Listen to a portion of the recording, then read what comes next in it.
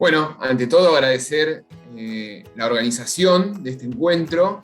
La verdad que nos pone muy contento la cantidad de gente que se inscribió y que está participando. Encima estoy viendo que sigue entrando gente, así que seguramente aumentemos, sobre todo teniendo en cuenta el horario, particularmente en la Argentina, son las 10 de la mañana. Entiendo también que hay gente de otros países donde la diferencia horaria hace que sea más temprano aún en un día laborable.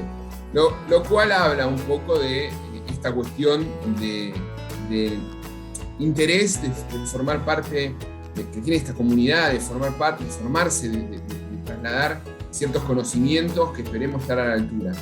Quienes no me conocen, soy Hernán Funes, gerente de negocios internacionales de la división Sanidad Ambiental de Chemotécnica. Acá me acompaña Nicolás Pacuzzi, que también trabaja en la división. Está ahí con algunos temitas de conexión, por eso está con la cámara y el audio desactivado. Ahí, Nicolás, te lo voy a dar. Ahí está, perfecto. Pero bueno, la idea de hoy es hablar acerca de manejo integrado de mosquitos. Así que vamos derecho al grano. Les pido, sí, por favor, para emprolijar la comunicación y que todos podamos escuchar de manera adecuada la presentación, que silencien sus micrófonos. Eso va a ser fundamental para poder escucharnos todos. Si surge alguna pregunta, alguna consulta, por favor escriban en el chat. De todos modos, al final de la presentación vamos a estar leyendo las preguntas y a responder todo lo que podamos. Cuando hablamos de manejo integrado, como ustedes saben, el manejo integrado es un concepto que nace originariamente de los sistemas productivos agrícolas. Y si uno va a la definición de manejo integrado de plagas, es poder incorporar o establecer distintas acciones de control de modo conjunto para llevar la plaga a un punto tal que no nos ocasione un daño económico. Porque en definitiva, en un sistema agrícola, no deja de ser un sistema agrícola, un sistema productivo. Lo que se busca es el rendimiento, ¿no? Entonces, dentro de esos tipos de controles que se van a ejecutar, aparecen el control cultural, el control que tiene que ver con fecha de siembra, selección de fecha de siembra, distanciamiento, etcétera, etcétera, el control biológico en el caso de producciones y por supuesto el control químico. Cuando extrapolamos ese concepto de manejo integrado en nuestro sector, donde tenemos plagas domisanitarias o particularmente, como en el caso del mosquito, plagas de interés en salud pública, porque son artrópodos vectores de enfermedades, se desdibuja un poco el concepto de manejo integrado. Tiene la base y se mantiene esa necesidad de interactuar con diferentes herramientas para tratar de mitigar el daño. Pero no podemos establecer un daño económico o un umbral de tolerancia a determinadas plagas porque justamente es muy subjetivo. Y cuando de temas de salud pública se trata, es mucho más complejo establecer esos parámetros. Es fundamental, por supuesto, interactuar con distintas estrategias. Y la química es una de ellas, la cual vamos a hablar específicamente qué productos podemos utilizar y el grado de seguridad de cada uno de los productos para eliminar a los mosquitos. Pero es absolutamente necesario, además de los tratamientos químicos que pueden llevar a eliminar tanto las larvas como los adultos, establecer acciones de manejo que tengan que ver con reducir los lugares donde pueden estar apareciendo los sitios de cría, sitios donde van a estar las larvas, donde los adultos van a colocar los huevos y donde van a estar la mayor cantidad de individuos de esa población. Porque cuando pensamos en una población de mosquitos, ustedes lo tienen que pensar como si fuera una pirámide. Y en la puntita de la pirámide está el adulto y en el resto de la pirámide se encuentran las pupas, las larvas y los huevos. Por ende, si solamente ejercemos las acciones de control, ya sean físicas o químicas o culturales, en el adulto, nos va a quedar un gran porcentaje de esa población sin controlar. En épocas del año donde la temperatura acelera todo el proceso metabólico, rápidamente esos huevos pasan a larvas, pasan a pupas y vuelven a estar en formas de adulto. Para eso tenemos que conocer tenemos que conocer los aspectos relevantes de las principales especies de mosquitos que encontramos en la región y que tienen una importancia desde el punto de vista de transmisión de enfermedades. Por eso vamos a estar hablando de los mosquitos, y recordemos que cuando hablamos de mosquitos englobamos a un montón de especies dentro de esta denominación vulgar de estos insectos, y particularmente nos referimos a un insecto perteneciente al orden díptero, o díptera, si se quiere hablar técnicamente de manera más correcta. Esto significa que, a diferencia de otros insectos, tienen particularidades que están vinculadas con su capacidad de vuelo. Ustedes piensen en otros dípteros. ¿Qué dípteros les viene como ejemplo? Aparecen moscas, aparecen mosquitos, moscardones, tábanos, jejenes, ¿no? Los simulios, los flebótomos. Tiene un denominador común, o más de un denominador común. El denominador que quiero destacar son las alas. Dípteros, de hecho, significa dos alas. La mayoría de los insectos adultos poseen dos pares, o sea, 4 alas. Los dípteros solamente tienen un par.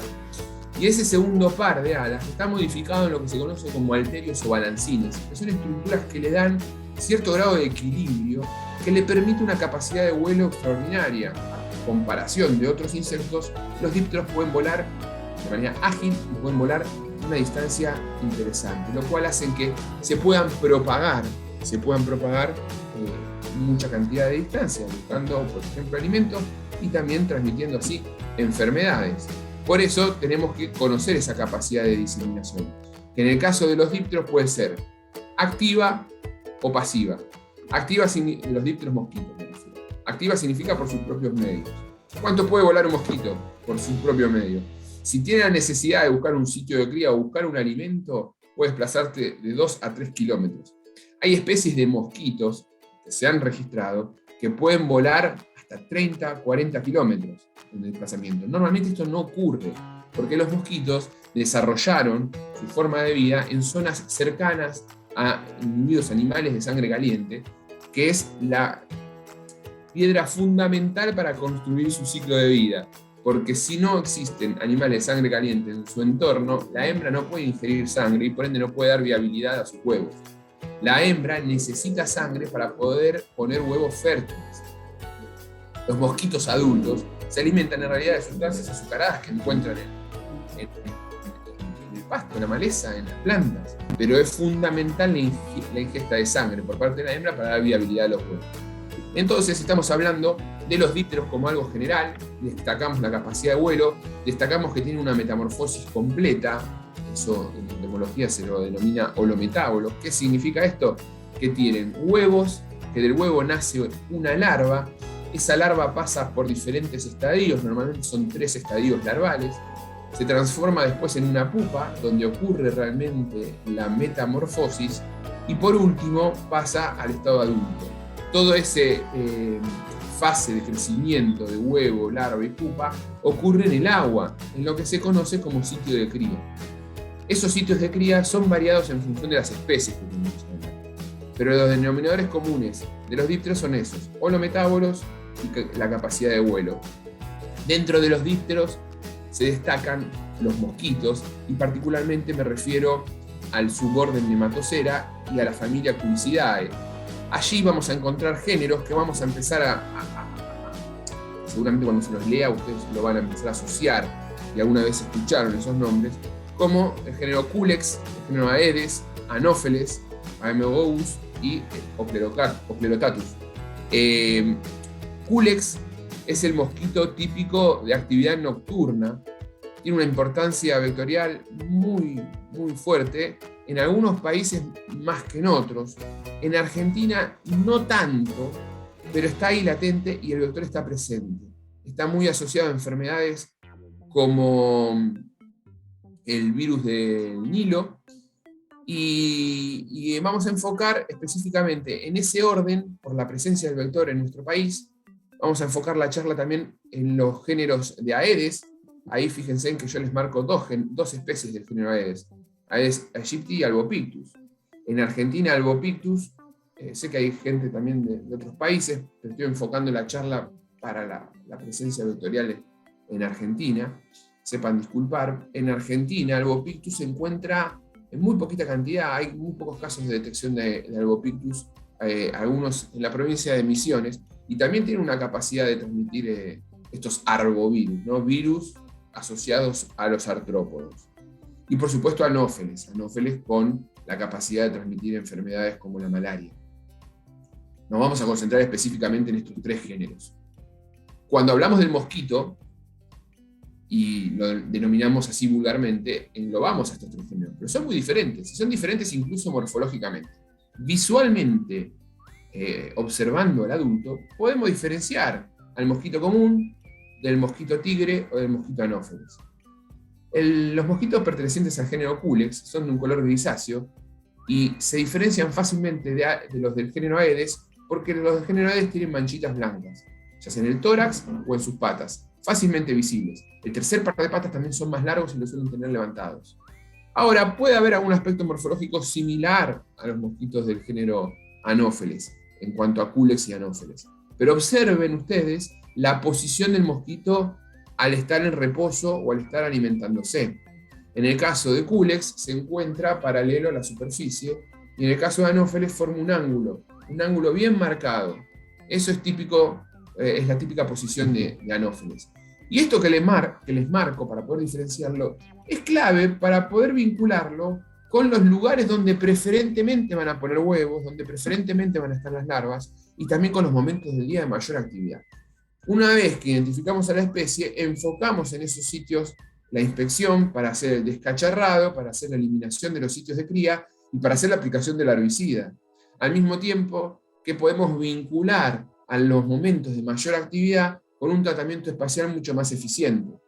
Por eso es necesario conocer, a grosso modo, las características morfológicas de cada uno de estos géneros. ¿Qué pasa con los mosquitos en Sudamérica? ¿Hay mosquitos en Sudamérica? Hay un montón de mosquitos en Sudamérica. Entre nosotros está identificado más de 245 especies de mosquitos.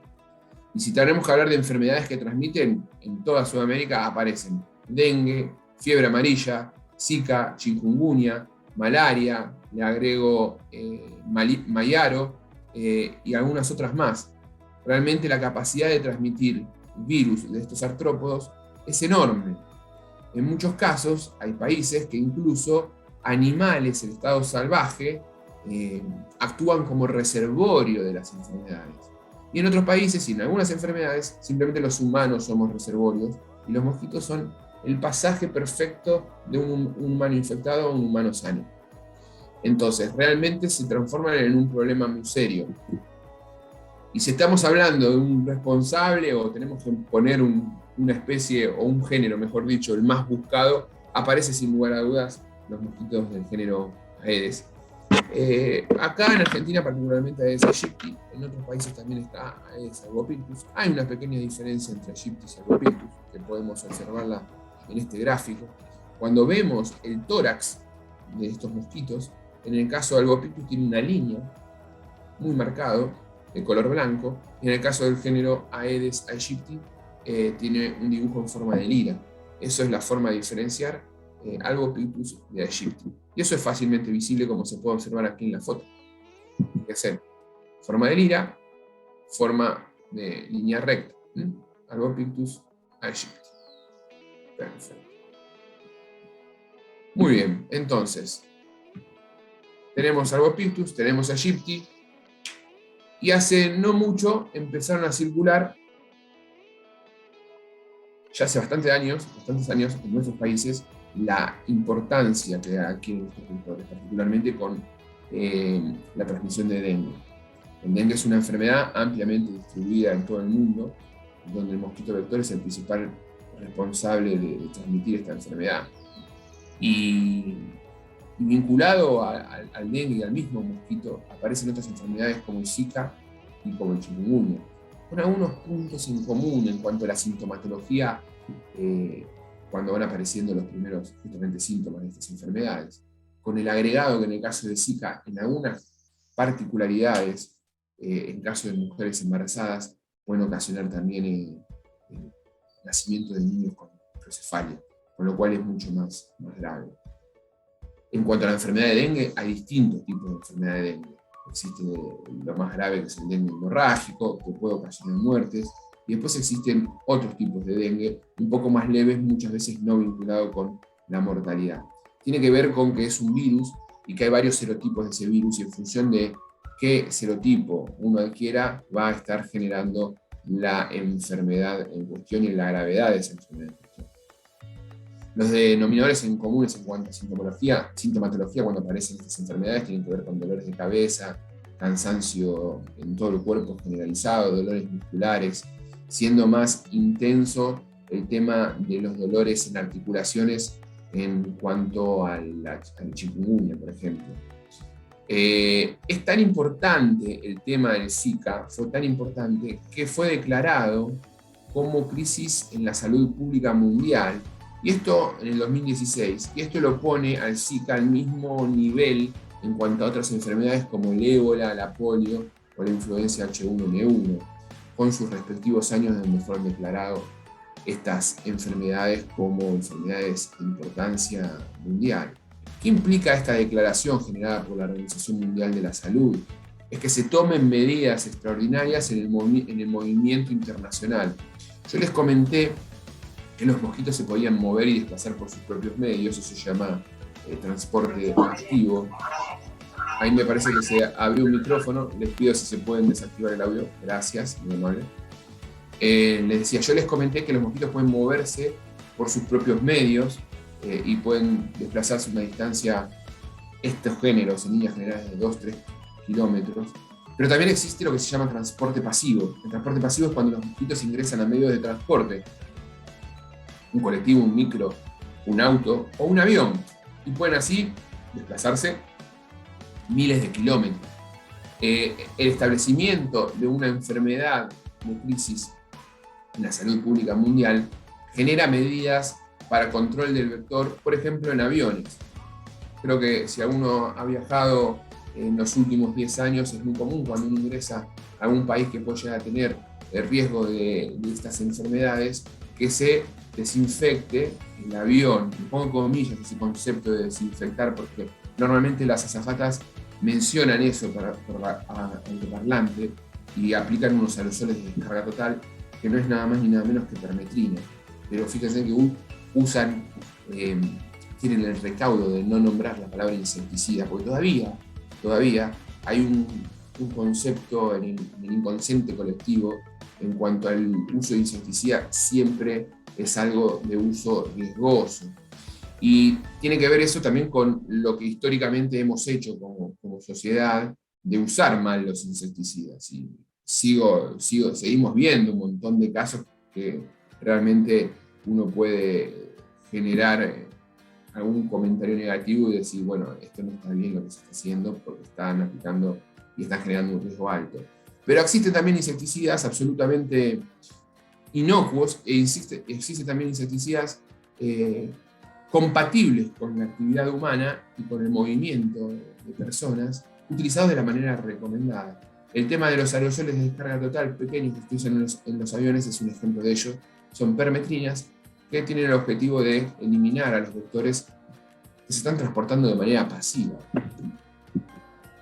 Fíjense en la distribución de diferentes arbovirus a lo largo del mundo. Realmente están incluso en zonas donde los inviernos son bien marcados. Y los mosquitos tienen una gran capacidad de adaptarse a adversidades climáticas. Si uno revisa, es un ejercicio muy interesante, si uno revisa bibliografía de los 80, por ejemplo, respecto a la distribución mundial de Aedes aegypti, va a encontrar como dos líneas rojas, que una que podría ser por aquí y otra que podría ser más o menos por aquí, que establece las zonas donde se encuentra Aedes aegypti. Hoy día esas líneas se fueron ampliando y está prácticamente registrada presencia de mosquitos en lugares con inviernos muy crudos. Y eso tiene que ver con el transporte, con la globalización y con el cambio climático. Con el cambio climático que hace que aparezcan lugares propicios para que estos insectos se adapten y puedan generar su ciclo biológico.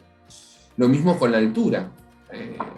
Hace mucho leí un artículo del 70 y pico que mencionaba que los mosquitos del género Aedes no podían estar en niveles por encima, niveles de altura mayor a 2.000 metros al nivel del mar.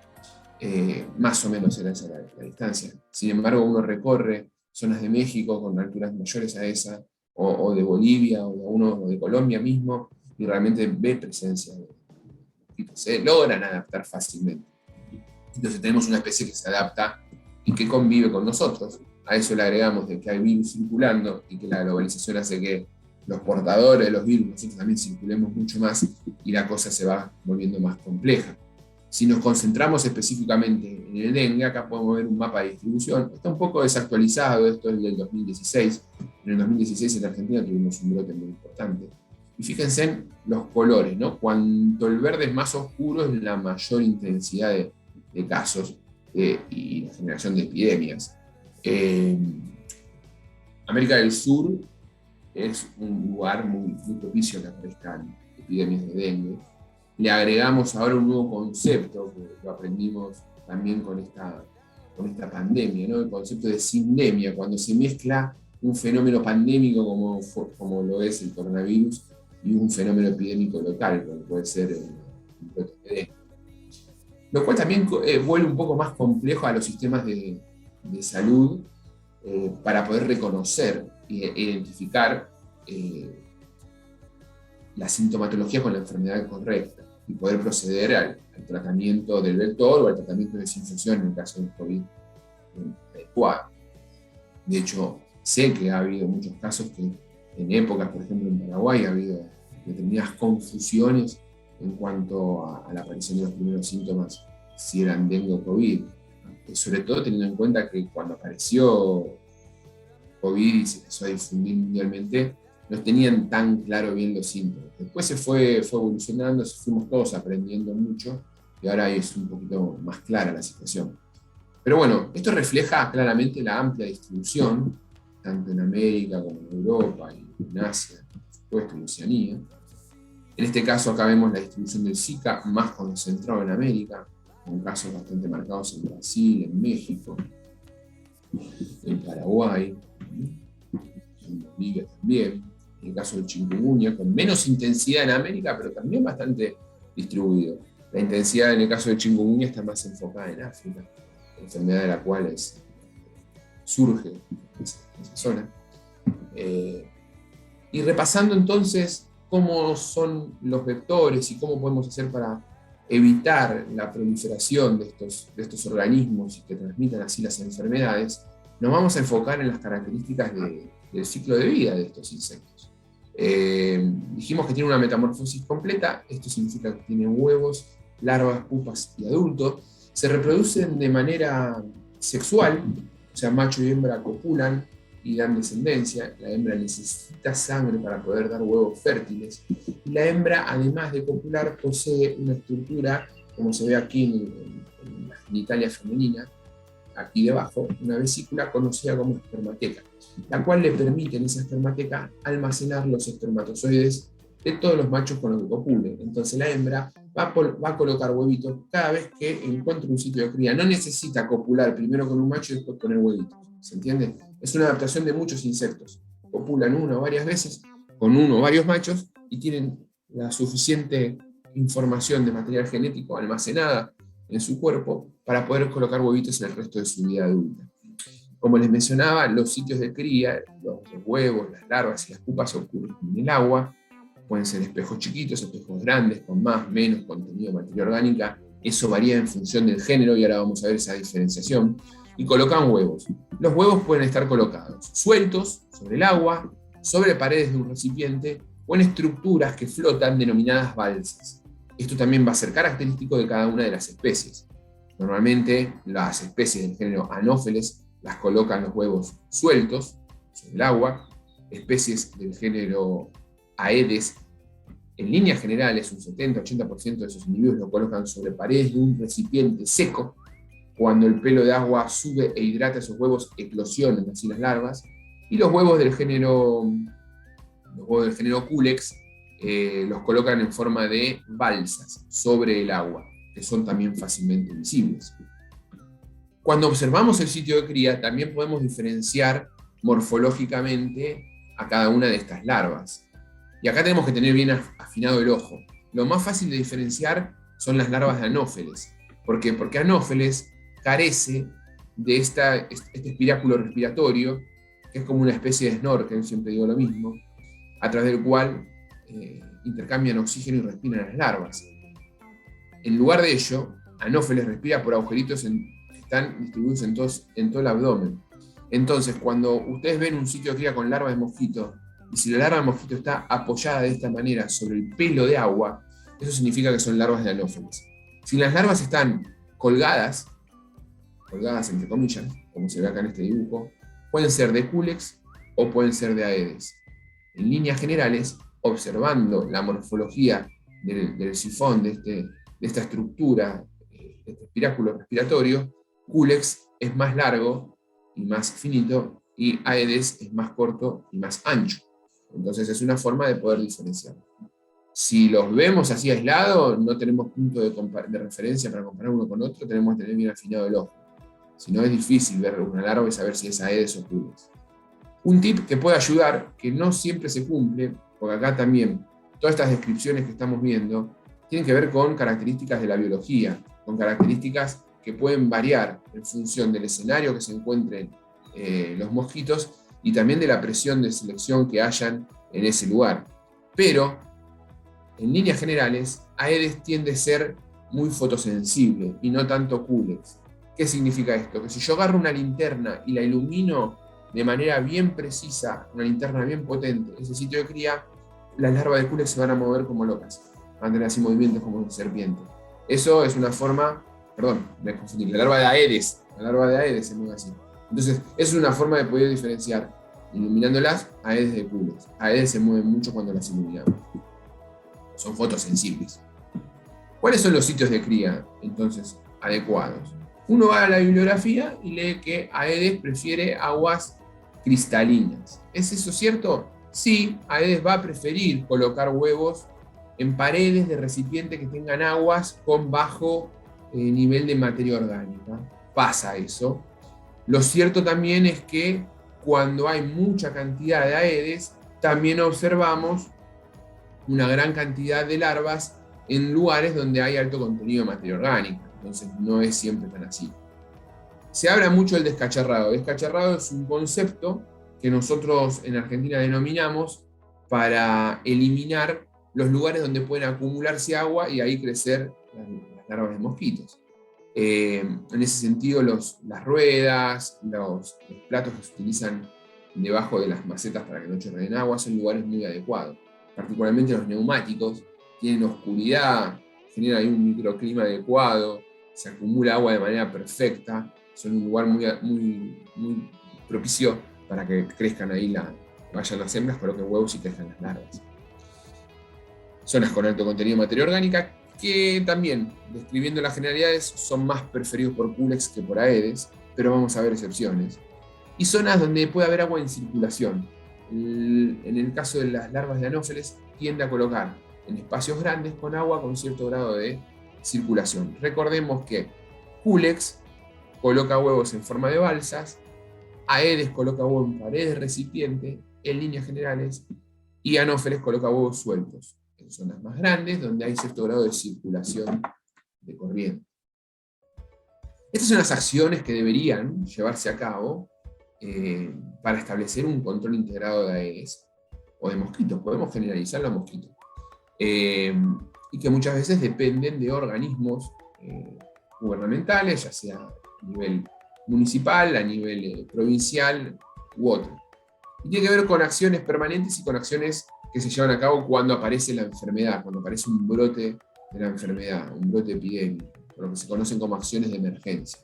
En cuanto a las acciones permanentes, consisten en monitorear la dinámica poblacional del vector mediante estrategias de monitoreo. El monitoreo va a consistir en colocar trampas que nos permitan cuantificar, ya sea la captura el número de puestas, lo que serían ovitrampas, el número de larvas, lo que serían larvitrampas, y establecer índices, como el índice CASA, como el índice Breton, como el índice Lira. Son índices que permiten comparar diferentes zonas geográficas y establecer así una dinámica poblacional, en el caso del mosquito Aedes. Una vez que establecemos ese monitoreo entomológico, nosotros vamos a tener la información suficiente para poder saber cuándo hay un pico de adultos, y si aparece ese pico de adultos junto con un brote de enfermedad, hay un riesgo muy alto de que se vaya transmitiendo la enfermedad. Ahí veo que hay algún participante que ha levantado la mano. Para prolijar un poco la comunicación, les pido que coloquen su consulta en el chat, nosotros después la leemos. Así hago más dinámica la charla. Porque si abrimos los micrófonos se va a hacer un poquito más complicada la posibilidad de responderles. Después que establecemos el monitoreo entomológico, lo que sí es importante hacer un manejo cultural, un manejo del entorno, y es lo que se conoce como saneamiento ambiental, que es el ordenamiento del medio, modificar infraestructura de un ambiente para evitar que se acumule agua.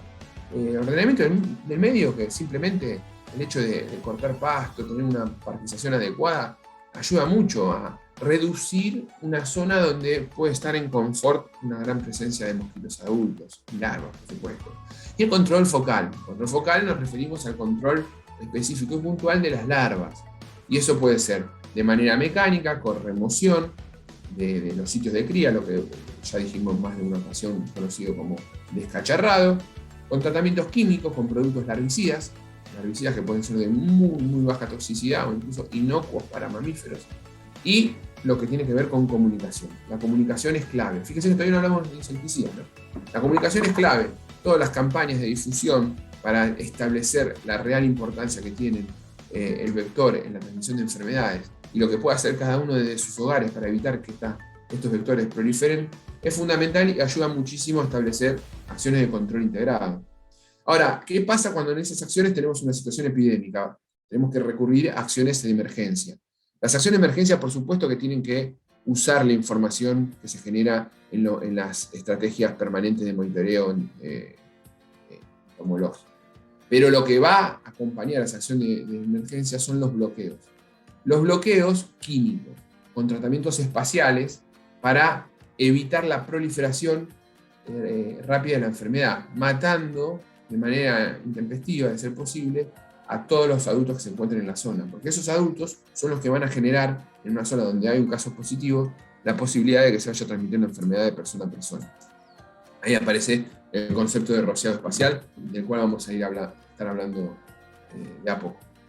Entonces, los plaguicidas o los insecticidas son importantes dentro del marco del control integrado, pero por supuesto que tenemos que destacar que tienen que ser manejados por profesionales y dentro de un marco integrado de gestión sustentable, que pueda ser compatible con la actividad. Recordemos que muchos de estos tratamientos se hacen en lugares al aire libre, donde puede haber un parque, donde puede haber gente corriendo, pueden haber algún tipo de contacto de esos productos. O sea, la selección del ingrediente activo del formulado es fundamental para reducir al mínimo el impacto negativo que puede llegar a tener, en este caso, en personas o en otro ser vivo que no sean mosquitos, ¿no?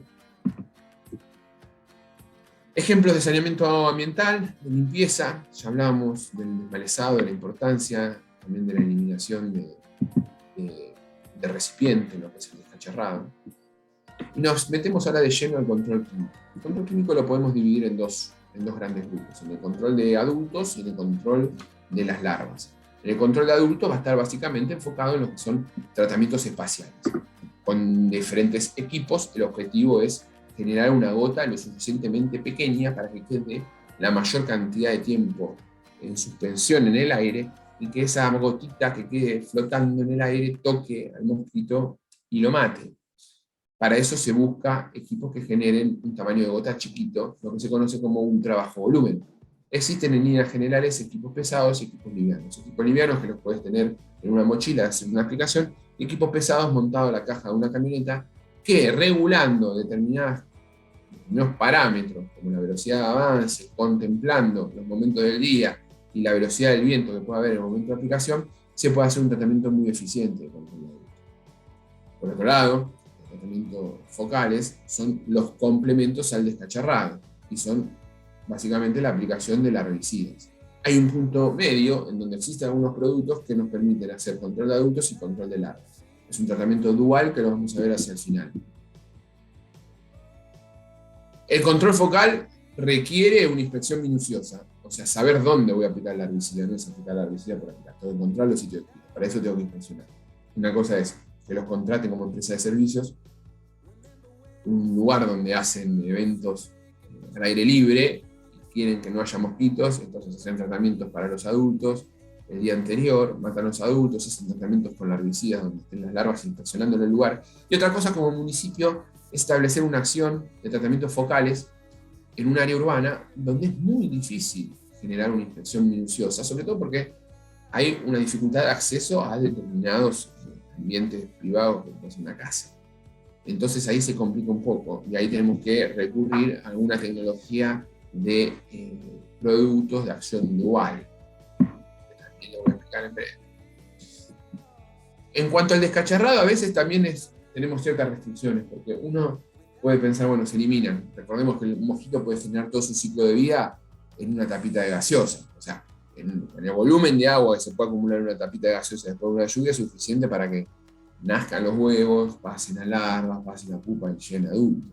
Entonces realmente cuando hablamos de descacharrado y limpieza tiene que ser un descacharrado y limpieza fuerte. Pero hay lugares que se vuelve difícil eso, porque requieren de acumular el agua de lluvia, porque es una fuente de hidratación o lo utilizan para otros motivos. En ese sentido podemos recurrir a estrategias de cerramientos momentáneos o de colocación de mallas donde permita la entrada de agua y no la entrada de mosquitos. Lo que se conoce técnicamente como neutralización, sobre todo cuando se acumula agua de lluvia en recipientes para después utilizarlo, por ejemplo, en riego. El objetivo, cuando hablamos de tratamientos espaciales, es generar una gotita chiquita. Cuando hablamos de chiquita estamos hablando de un trabajo volumen. Para que un equipo pulverice un trabajo volumen tiene que ser la gota, tener un tamaño menor a 50 micrones, es muy chiquitito. Y esa gota va a ser lo suficientemente pequeña para que quede flotando en el aire un tiempo necesario hasta darle al mosquito. Los equipos pesados lo pueden generar. Es muy importante seleccionar adecuadamente el tipo de formulación, porque hay formulados que no permiten trabajar con un trabajo volumen. No, por la constitución físico-química del formulado no vamos a lograr nunca una gota tan pequeña. Por ejemplo, en el caso de los floables, una suspensión concentrada. ¿Puedo hacer un trabajo volumen con suspensión concentrada? No. El floable son los insecticidas, estos colores blancuzco, que se caracterizan por dar residualidad. Cuando uno formula un floable, está el activo finamente molido con unos molinos especiales, se obtiene con una granulometría más chiquita, más finita que un talco, muy finita, y se le agrega solvente de base acuosa. Entonces, en definitiva, en ese líquido hay un sólido. Cuando uno aplica un tratamiento residual, los solventes de base acuosa se evaporan y queda ahí el floable disponible para poder tener un efecto residual posterior. Ahora bien, si yo lo meto en un equipo que con una tecnología especial me quiere generar una gota de 50 micrones, ahí no voy a tener una gota de 50 micrones porque el mismo tipo de floable no me lo va a permitir lograr. El mismo sólido que está ahí adentro no lo va a permitir lograr. Por ende, tengo una gota más gorda, se cae y no logra su objetivo.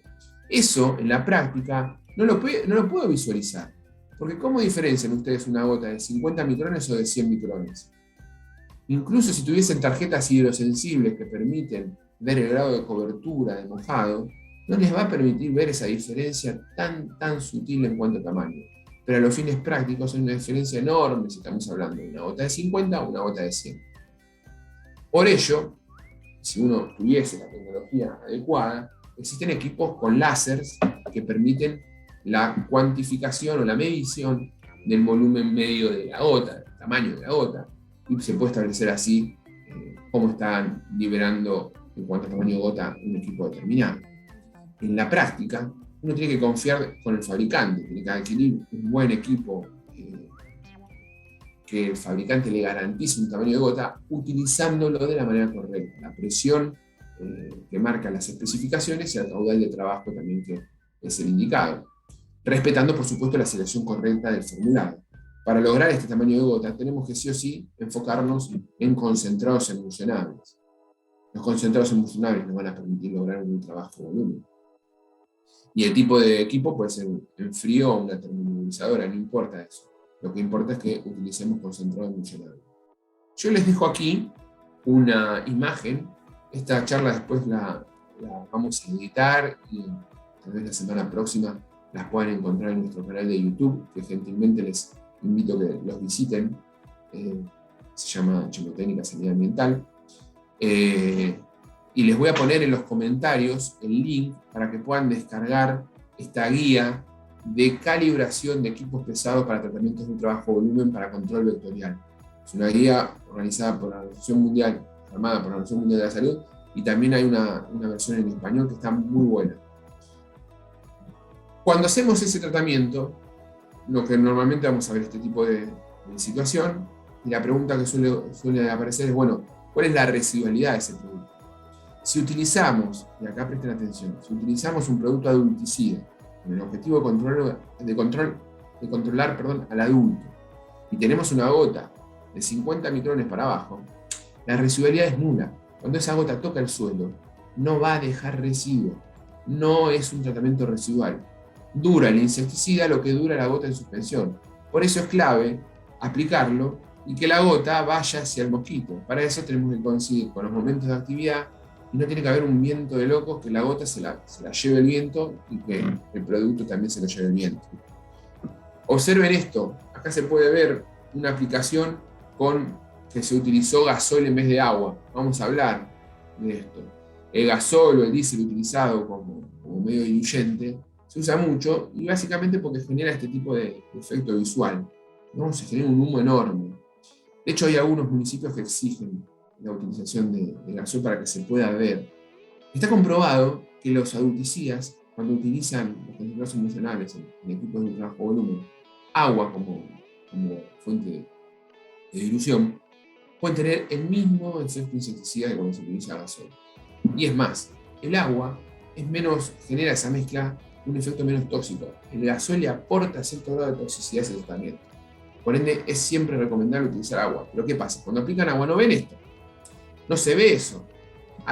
De hecho, de la tolva se ve que se escucha el ruido y no se observa que salga algo, porque están saliendo gotitas muy chiquititas de 50 micrones que principalmente tienen agua y no se ve. Es algo que uno pueda ver atrás luz y pueda ver ahí un flujo de salida. Entonces, a veces se malinterpreta esa información y se cree que no se está haciendo un tratamiento, simplemente porque se utilizó agua. Contra eso tenemos que luchar, porque está demostrado que es igual de eficiente y es mucho más seguro. ¿Y cómo hago el uso racional de insecticida? Bueno, tengo que tener personal capacitado que tenga una función y que ejecute una función clave en el proceso de calibración del equipo. La maquinaria tiene que estar en estado. Una máquina mala me va a generar una gota gorda y no me va a permitir poder establecer el ultra bajo volumen.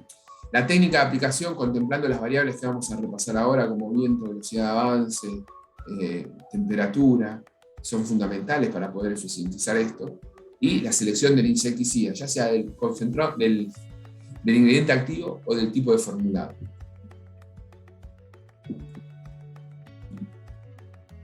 Entonces, ¿se puede aplicar cualquier insecticida? No. Existe una recomendación por parte de la OMS, que es solo una recomendación, después cada país tiene potestad de poder seguirla o no, de algunos ingredientes activos y la dosis del ingrediente activo por hectárea. Fíjense que tenemos de todo, piretroides, fosforados. No siempre la familia química de insecticida está vinculada a una propiedad en cuanto a toxicidad. Puede haber, de hecho, organofosforados, y de hecho existen organofosforados utilizados como larvicidas que tienen bajísima toxicidad en mamíferos, como en el caso del pimefosforo, ¿no? Aparecen piretroides con más o menos grupo ciano, ahora vamos a ver qué es eso. La segunda pregunta que surge es, ¿se puede utilizar cualquier formulado? Ya vimos que no, si queremos hacer un tratamiento espacial con una gotita chiquita tenemos que volcarnos en concentrados emulsionables. También tenemos que ver que esté aprobado ese formulado, esa mezcla, para uso en salud pública. Eso también depende del marco normativo de cada país, pero muchos países exigen que esté específicamente aprobado el uso en salud pública. Y para ello los laboratorios hacen estudios determinados que certifican y garantizan que utilizado de la manera correcta es absolutamente inocuo y necesario, sobre todo en momentos de reversión de epidemia para bajar la presencia del vector. Entonces, usamos concentrado emulsionable para un trabajo volumen, no se recomiendan floables, solo que ahí se aparece con la letra SC, ni tampoco, por supuesto, polvos mojables o microencapsulados, que son formulaciones que tienen como objetivo promover la residualidad. Y puedo aplicar cualquier dosis en lo absoluto, tengo que respetar la dosis de uso. La dosis de uso por hectárea, en el caso de los tratamientos espaciales. Y para eso tengo que ver el marbete que está ahí recomendado y contemplar el caudal de aplicación, la velocidad de avance del mismo, en el caso de tratamientos pesados. Bien, ¿qué pasa con variables medioambientales? Y vamos al librito ese que les recomendé y está buenísimo, y lo explica todo muy bien. Y dice que cuando hay menos de 2 km por hora no conviene aplicar porque no circula el flujo de gota, que cuando el humo está calmo, de 2.0 a 3.2 km por hora es adecuado para aplicar, que si tenemos una velocidad de viento de 9.6 a 14.5, lo que sería un viento moderado, hay que evitar la aplicación. Y acá aparecen varias variables. Yo me pregunto, ¿cuántos de ustedes tienen un anemómetro para poder medir con este grado de precisión la velocidad del viento? Y al mismo tiempo me pregunto, ¿esa velocidad de viento que registra uno en un momento particular se mantiene constante en cada zona que uno va avanzando y a lo largo del día? No, la respuesta es no. Y acá lo que tenemos que generar es un criterio. Yo entiendo que este manual me diga que tengo que lograr una aplicación de producto cuando la velocidad del viento está entre 3.2 y 6.5 km por hora, y que eso va a ser ideal para los tratamientos de ultrabajo volumen con equipos pesados, sobre todo cargados en la caja de una camioneta. Pero en un momento de epidemia, donde tengo que bajar al vector, tengo que tener el criterio, tengo que trabajar rápido. Lo mismo que la velocidad de avance de la máquina. Se recomienda una velocidad de avance de 10 km por hora.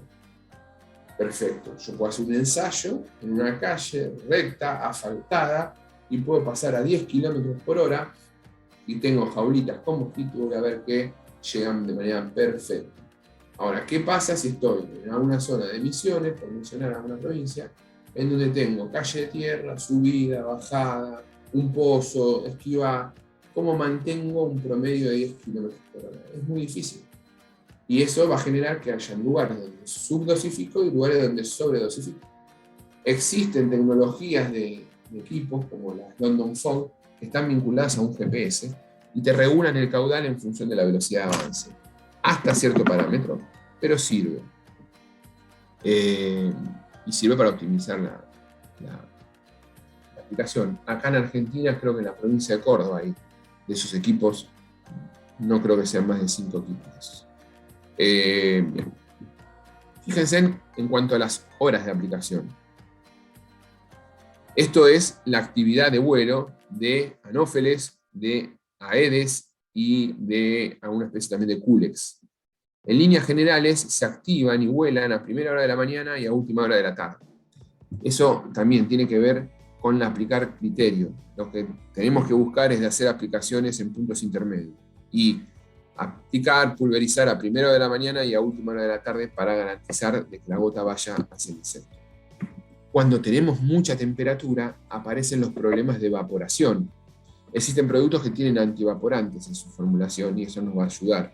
Pero de caso contrario, que no tenga antievaporante, en temperaturas muy cálidas, yo he hecho ensayos para control de mosquitos en Asunción, en enero, a las 6 de la mañana, ya hacía un calor suficiente como para que una gota debajo de los 50 micrones se evapore rápidamente. Entonces tenés que buscar agregarle antievaporantes. En ese sentido, el agregado externo que se utiliza es el polietilenglicol, 2-3%, y sirve para espesar esa gota, permitiendo que se forme la gota finita, que quede en suspensión, pero que no se evapore tan rápido.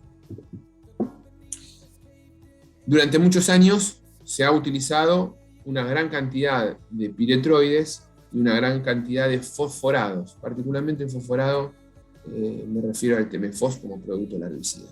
Ambos grupos, ambas familias químicas, eliminan al insecto porque afectan al sistema nervioso.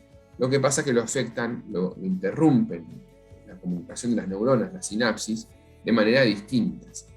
Y eso, en cierto modo, retrasa la aparición de fenómenos de resistencia. Cuando siempre utilizamos un mismo grupo de insecticidas, aparecen fácilmente fenómenos de resistencia. En el caso de los fosforados, inhiben la acetilcolinesterasa, y en el caso de los piretroides, afectan los canales de sodio en el momento de generar ingreso y egreso de canales de sodio para poder establecer ese gradiente eléctrico, que es el puntapié inicial para que se genere la comunicación interna eléctrica que va a estimular la comunicación química en el proceso de sinapsis. Las máquinas utilizadas, ejemplo, una termonebulizadora, que puede generar ultra bajo volumen, procedimientos de regulación del caudal, equipos con doble tobera. El TMFOS, que es el órgano fosforado, se utilizaba en tanques de agua potable porque se libera hasta saturación, y una vez que se satura deja de liberarse. De hecho, podía uno consumir el agua en donde se aplicó TMFOS, pero se usó durante muchos años y empezaron a haber algunos fenómenos de resistencia a fosforados. Ahí aparece una gran alternativa, que es el Bacillus thuringiensis, el BT. El Bacillus thuringiensis es una bacteria y particularmente actúa matando un grupo determinado de insectos. Hay variedades de esta bacteria. La variedad israelensis, de ahí vienen las siglas BTI, actúa específicamente sobre mosquitos, sobre todas las especies de mosquitos, y en menor medida sobre jejones. ¿Cómo es que actúa? En la naturaleza, la bacteria esta tiene un cristal en su interior, el cual se activa en el tubo digestivo de esos insectos cuando la consumen, y liberan delta endotoxinas, son proteínas, las cuales se van a acoplar al tracto digestivo, a la parte media del tracto digestivo, lo que se conoce como mesenterón, y forma un agujero de ese tubo digestivo. Cuando la larva ingiere esto, genera ese agujero en el tubo digestivo, produce un desequilibrio osmótico y la larva se muere. Nunca llega a adulto. Son productos absolutamente inocuos para mamíferos y para peces. De hecho, uno puede colocar un BTI fraccionado o no en función de la superficie de aplicación y después consumir esa agua como potable. Actúa solamente en el interior de los insectos, específicamente de un grupo de insectos. Otra cosa importante es que el BTI dura mucho, particularmente en el formato de briquetas. La briqueta puede llegar a tener una residualidad hasta 30 días. La briqueta se coloca una cada 9 metros cuadrados. Pero si el agua tiene un alto contenido de materia orgánica, no tengan miedo en agregar más cantidad, en aumentar la dosis, porque tiene que haber una competencia entre el alimento natural de esas larvas con lo que está liberando la briqueta. Otra alternativa a la briqueta son goteros, que duran menos, 7 días, 10 días, y se coloca con otra forma, con otra dosis. Pero es fundamental conocer eso para poder establecer el correcto tratamiento larvicida. Si siempre aplico un mismo grupo de insecticida, es muy probable que aparezcan fenómenos de resistencia. La resistencia es eso, un fenómeno que va a aparecer, es un fenómeno poblacional que aparece cuando aplico siempre un mismo grupo de insecticida, mato a los susceptibles y dejo a los resistentes. Nunca el insecto se va a volver resistente, lo que se vuelve resistente es la población. Y eso tiene que ver porque el insecto hereda esa capacidad de resistencia. De repente desarrolla un cambio metabólico que le permite bancarse el piretroide, y si yo siempre mato a los susceptibles, aumento la probabilidad de que mamá resistente y papá resistente se junten y su descendencia sea resistente. Y de a poco toda esa población se vuelve resistente. ¿A qué voy con esto? Es un fenómeno poblacional y localizado, pero absolutamente manejable. ¿Cómo lo manejo? Rotando productos. Y para eso tengo que conocer cómo es que actúa cada producto. Pero acá, cuando hablo de tratamientos larvicidas, es fácil, porque estoy mostrándole un BTI, que el BTI es algo, ni siquiera es neurotóxico, actúa a nivel de tubo digestivo, entonces es fantástico, porque si yo tengo una resistencia al piretroide, con el larvicida lo mato. Si tengo una resistencia a fosforado, como en el caso de TMFOS, con el larvicida lo mato. Pero ¿qué pasa cuando hablamos de los productos adulticidas? ¿Puedo cambiar y rotar con un fosforado? Sí, no hay tanto fosforado que se pueda hacer tratamiento espacial, porque hay una cuestión ahí de riesgo de intoxicación. Pero también existe la alternativa de piretroides con butoxiopiperonil. Los piretroides con butoxiopiperonil, después les voy a dar algunas marcas hacia el final de la charla, sirven para establecer ese plan de rotación. Además, el BPO, el butoxiopiperonilo, aumenta la capacidad de volteo, aumenta el efecto insecticida. Este es el Bacillus thuringiensis que yo les mostraba, y este es el cristal que tiene en el interior, dentro del cual se encuentran las toxinas estas, las delta endotoxinas, que liberan estos cristales Cri y Cit, los cuales van a generar el agujero en el mesenterón, en el tubo digestivo, ocasionando la muerte del insecto. Pero para ello, la larva lo tiene que comer. Por eso es fundamental la correcta dosificación.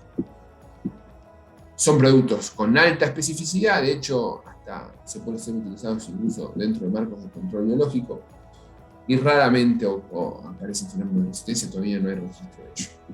En cuanto a la seducticidad, podemos encontrar varios piretroides. Nosotros les recomendamos fuertemente el uso de piretroides que carezcan de grupo ciano. El grupo ciano es dentro de la molécula, es la unión entre un carbono y un nitrógeno con triple enlace, que es el principal responsable de generar lo que se conoce como parastesia. Parastesia es la irritación, que puede ocasionarse cuando toca la piel o cuando uno lo respira y le puede generar un ardor. La permetrina no tiene glucosiano, entonces no genera irritación. Pero no es una permetrina cualquiera la que nosotros comercializamos, es una permetrina enriquecida en un isómero, es lo que se conoce como high cis. Particularmente le estoy hablando de un producto que es el DEPE. Pero para explicar por qué hablamos de high cis tenemos que repasar un poco lo que es un isómero. No sé si se acuerdan de la secundaria. Un isómero son dos moléculas que están formadas por los mismos átomos, pero esos átomos están puestos de distinta manera, espacialmente hablando, tridimensionalmente. Por ejemplo, acá tenemos un caso bien marcado. Tenemos 2 carbonos, 1 oxígeno y 6 hidrógenos, colocados de manera completamente distinta. Por un lado tenemos el alcohol etílico, que lo conocemos todos, y por otro lado tenemos el dimetil éter, que es un propelente de aerosoles. Son 2 moléculas completamente distintas, pero constituidas por los mismos átomos. Eso es un isómero. Ahora, cuando esa imagen es como si se viese frente a un espejo, lo que se conoce como imagen especular, ahí aparece la definición de isomería óptica. Y en función de cada posición, adquiere un nombre particular. Isómeros cis e isómeros trans. La permetrina es high cis, es elevada en isómero cis. Chemotécnica tiene la tecnología para hacer un enriquecimiento isomérico del isómero. Normalmente las permetrinas tienen 50 y 50. Se determinó que las permetrinas elevadas en el isómero cis aumenta el poder de volteo. Fundamental para este tipo de tratamiento, donde vos querés que la gotita toque al mosquito y que rápidamente quede patas para arriba, lo voltee inmediatamente, para los tratamientos adulticidas. En otro caso, que se elevan en isómeros trans, se utilizan productos para control de piojos, pediculicidas. Fíjense en qué inocua o qué baja irritación tiene que la permetrina misma se utiliza para control de piojos en cabeza de chicos. Entonces, estamos ante un producto con una tecnología diferente, no es cualquier permetrina. El DEPE es un producto que permite la utilización ideal para control de mosquitos. Además, en ese tipo de formulación se le agrega antievaporantes para evitar justamente que en temperaturas elevadas la gota rápidamente se evapore. Acá tenemos algún detalle en cuanto a la dosificación, 100 ml por hectárea. Y puede ser utilizado con gasol o con agua. Nosotros recomendamos que se utilice con agua. ¿Hay otro grupo de larvicidas? Sí, aparecen ahí los IGRs. Los IGRs vienen de las siglas en inglés, Insect Growth Regulator, y significa insecticidas reguladores de crecimiento. Básicamente imitan o inhiben la presencia de determinadas hormonas que son exclusivas de los insectos, afectando el proceso de crecimiento y desarrollo. Son productos relativamente nuevos en comparación con el desarrollo de los piretroides. Los podemos dividir en 3 grupos: juvenoides, simuladores de Dixona e inhibidores de síntesis de glitina. ¿Qué significa esto? Bueno, en líneas generales, así funcionan las hormonas dentro de los insectos. Tenemos en la línea roja la hormona juvenil, que cuanto más alta es, más joven es la larva. O sea, la larva chiquitita que recién eclosionó de la larva, del huevo, tiene un alto nivel de hormona juvenil. y cuanto menor es el nivel de hormona juvenil, va haciendo larvas más adultas hasta llegar a un punto que empuja, que es el valor mínimo de hormona juvenil. Después puede subir o bajar en el adulto, depende de otras cosas que no me quiero meter ahí. Pero, cuando decide el bicho que tiene que pasar de larva 1 a larva 2, de larva 2 a larva 3, de larva 3 a pupa, con el pico de otra hormona, conocida como ecdisona, y representada en este gráfico como por una barrita verde. La ecdisona, o también llamada hormona de la muda, un pico de esa hormona va a generar que el insecto mude rápidamente. Dijimos que teníamos un grupo de IGRs denominados juvenoides. Los juvenoides hacen que el insecto, cuando lo adquiera, mantenga nivel alto de hormonas juveniles. Esto significa de que nunca va a llegar a adulto. Este es el típico caso del piriproxifeno. El insecto percibe que nunca tiene que llegar a adulto, entonces se mantiene siempre larva. Cuando llega el momento de pupar, puede generar una larva supernumeraria, una larva 4, por ejemplo, termina muriendo. A nosotros no nos importa que tarde, porque ese proceso tarda una semana, 10 días. Lo importante es que nunca llega a adulto. Es un herbicida excelente, absolutamente inocuo para mamíferos y con grandísimo poder residual. Ahora les voy a mostrar algunos datos. Los inhibidores de síntesis de quitina es otro que actúan en el proceso particular de formación de la quitina, que es la quitina el componente que le da dureza al exoesqueleto. Los insectos tienen el esqueleto por fuera. El esqueleto que nosotros tenemos por dentro, ellos lo tienen por fuera. Por eso tienen que mudar. Cómo se afecta la síntesis de quitina, cuando mudan mal, se terminan deformando y mueren por deshidratación. Además, la quitina forma parte del primer segmento del tracto digestivo. A mí me parece que se les abrió un audio, les pido por favor si se pueden silenciar. Gracias. La quitina forma parte del primer tracto del tubo digestivo, por ende también si no tienen bien desarrollado eso se pueden morir por inanición. Y los que son simuladores de ecdisona que imitan a la hormona de la muda, como el lufenurón es uno de ellos, hacen que rápidamente muden y pasen de un estadio al siguiente. El lufenurón no, la cilomacinapsis, discúlpenme. El lufenurón es inhibidor de síntesis. Acá tenemos el piriproxifen como juvenoide. El lufenurón, recuerden que es inhibidor de síntesis de quitina y puede ser utilizado sobre todo en tratamientos residuales. Nosotros vendemos una mezcla de betacipermetrina con lufenurón influable, que también puede ser utilizado en tratamientos residuales. Entonces, acá tenemos ejemplo de aplicación de piriproxifen como tratamientos focales y aplicación dual, porque si yo hago un tratamiento de ultra bajo volumen, en donde mezclo permetrina con piriproxifen, como en el caso del Dragon Max, ahí sí tengo residualidad, porque el piriproxifen me da residualidad. La permetrina no me va a dar residualidad y no me va a permitir controlar a los adultos. Va a controlar a las larvas, va a controlar a los adultos solamente. Pero cuando cae esa gota en un sitio de cría, ahí se actúa el piriproxifen. Y eso genera costos operativos. Estoy haciendo 2 tratamientos, herbicida y la herbicida en uno. Además de que en ambientes urbanos donde yo no puedo hacer una inspección previo al tratamiento focal, como les había hablado, es de gran utilidad. Y sirve también para cortar fenómenos de resistencia, claro está. Les voy a mostrar algunos ensayos que hicimos con el piriproxifen utilizando agua y gasoil. Lo que hicimos fue un tratamiento testigo con agua y se hizo una búsqueda de presencia de mosquitos después de determinados días después del tratamiento.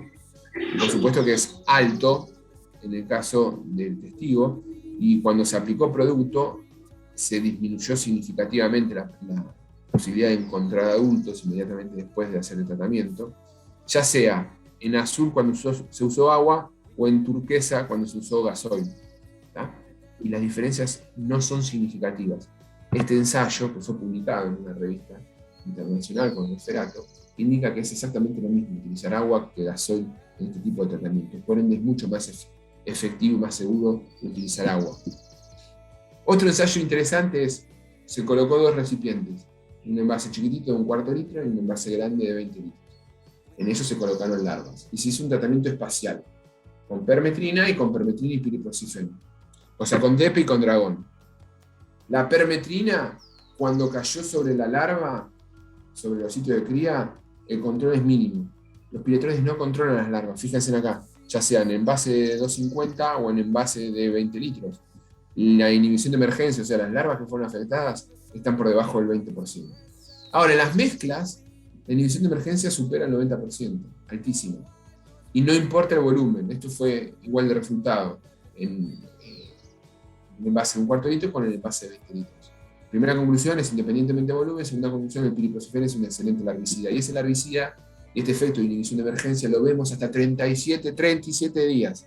O sea, la residualidad del piriproxifeno en un lugar donde yo hago un tratamiento dual con el Dragon Max me va a durar 37 días, manteniendo una inhibición de emergencia del 70%. Esto es lo mismo con índice Breto, con índice CASA. Piriproxifeno, que es un producto con una DL50 altísima, esto significa que es recontra poco tóxico, comparado con otras DL50 de otros productos que son mucho más bajas. Recordemos que cuanto más bajo es el valor de DL50, más tóxico es el producto. ¿Se pueden hacer tratamientos residuales para control de mosquitos? Claro que sí, y podemos hacer algunas mezclas medias locas. El objetivo de los tratamientos residuales es pulverizar lugares donde los mosquitos se van a posar, sitios de reposo, y ahí vamos a tener un control. Ahí aparecen los microencapsulados, aparecen los floables, y se pueden mezclar microencapsulados con piriproxifeno. ¿Por qué? Porque el microencapsulado va a ser residual, va a matar al mosquito, pero microencapsulados con piretroides. En el caso de que haya un mosquito resistente, el mosquito se lleva el piriproxifeno en las patas, y la mosquita esa se la lleva al sitio de cría, y cuando va a poner huevitos, deja ahí el resto de piriproxifeno y se activa, teniendo un efecto de larvicidad posterior. Es lo que nosotros recomendamos en alguna combinación de lambda-cilotina con piriproxifeno. Bueno, creo que repasamos, tuvimos 1 hora y cuarto hablando de mosquitos. Voy acá, ahí tienen mi correo, hfunes@chemotecnica.com.